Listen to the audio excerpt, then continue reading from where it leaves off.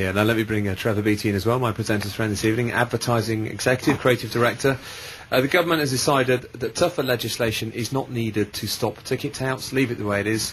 What's your view of that? I think that there's a sort of third way position. I went to see Prince last year, and the tickets cost me about £750,000 each, you know, and I bought them from the O2 because I think there's a sort of the venues themselves are sort of becoming touts in that in the old days when I were a lad, you used to queue all night outside the Odeon, and if you were bold enough to queue all night, you got the ticket, and there was a sort of brutal fairness to that. What happens now at the O2? What happens now with ticket sales is that it's part of the PR machine, so that the PR. The press release will go out which says Spice Girls tickets were sold out in 9.7 seconds, or Take That tickets were completely sold out in 23.4 seconds. It's a record, and that silly little fact the tabloids pick up on, and it's just a PR buzz, but they pick up on it, and it becomes a famous thing. Who can sell out in fewer seconds than the last act? Because they all went like that on the internet, and then no one questions it. No one questions where they've gone.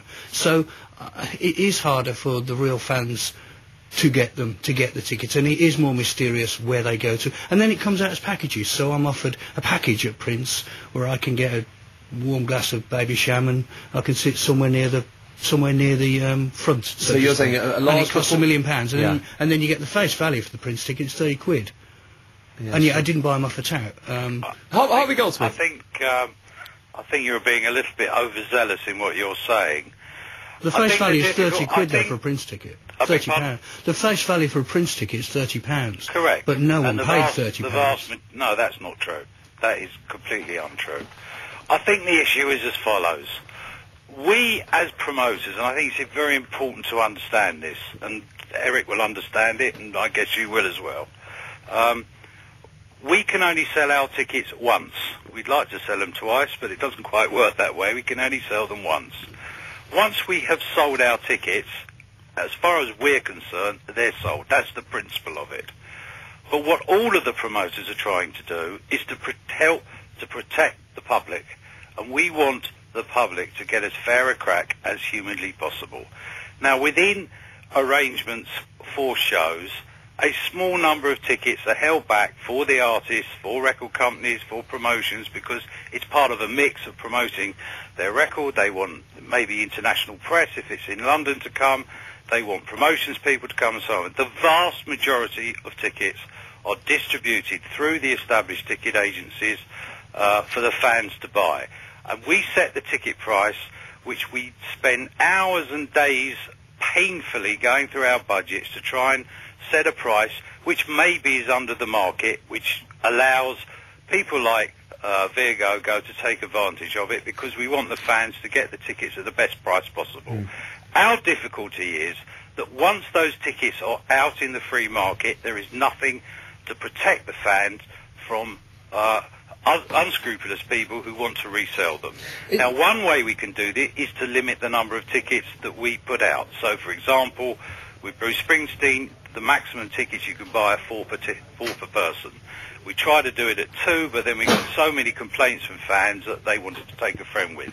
Now, if everybody takes up their allocation of 2 pairs of tickets, and a fair proportion of them think that, well, okay, if I take my 2 pairs, I can sell the other 2 pairs through Viagogo or one of these other secondary ticket sellers, I can not only pay for my first pair, but I can make a profit on top. And that is what we're objecting to, because we want those tickets.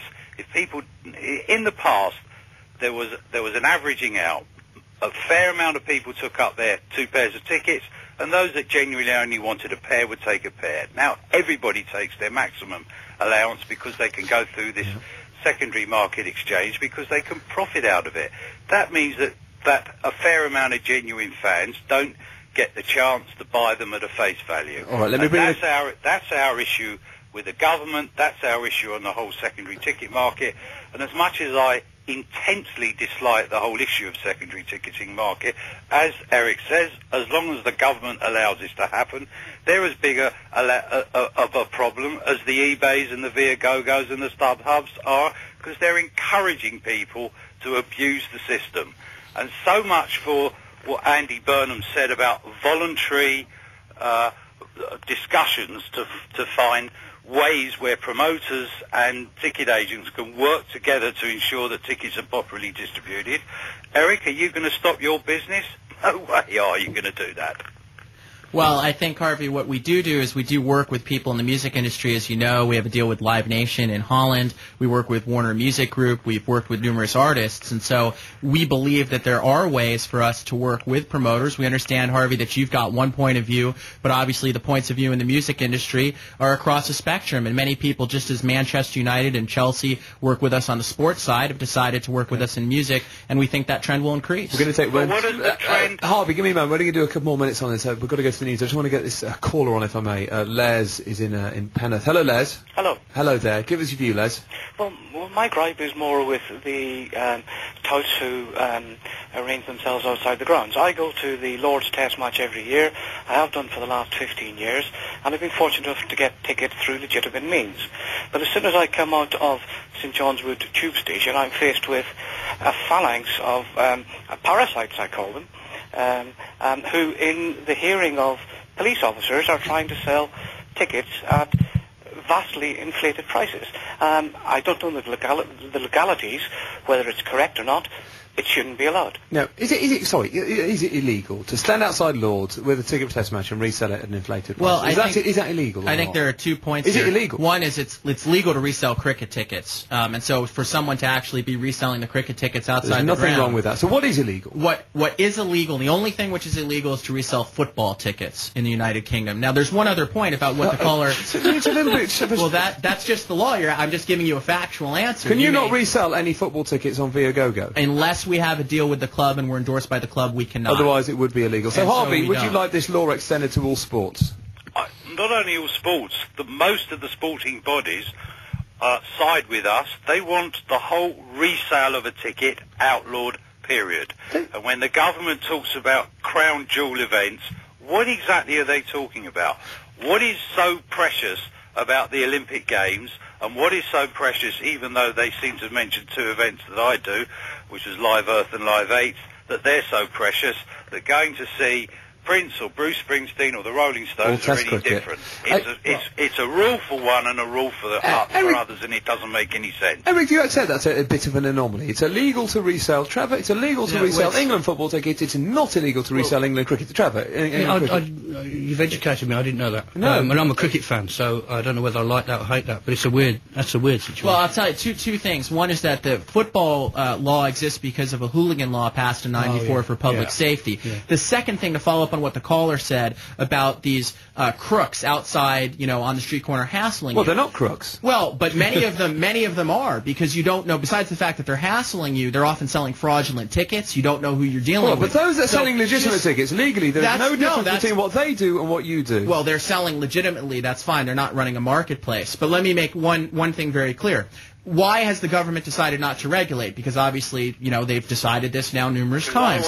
Because people have resold tickets. If they regulate, they won't be able to buy their Wimbledon tickets. Well, It's always the comment that I've got from various Home Office ministers. It's nonsense. I think they'd probably get their Wimbledon tickets the same way they got the Led Zeppelin tickets, Harvey. But what I would say is that the key thing is people have resold tickets since the days of the Gladiators. It's not going to stop. So your choice is it's not going to go away. You can't ban something that's going to continue to happen. The best you can do is give people a safe, secure, guaranteed alternative like Viagogo. That's the only real thing. Let me close by reading out some text on this. Wasif in Manchester, Viagogo is a disgrace. I paid £65 for a £41 football ticket this December. A tout would give it for £50. Viagogo, that's a football ticket. Viagogo are basically touts, says Mike. They are cashing in more than the eBayers. Even Ticketmaster are allowing people to buy them. That couldn't make sense at the end, then never mind that. Keith says the promoters could not care less about the fans. I'm sick of them pretending to care. If you buy a ticket, it's yours. You can do what you like with it. Richard, I went and saw Prince 2 times in the summer and paid £30 each time, says Lucy. And James says, one idea I heard is to put all tickets onto auction sites. That way they find their logical market value. So much more to say on this, but Eric, I know you've been on the show before. We've had that discussion. Thank you. We've had the discussion before.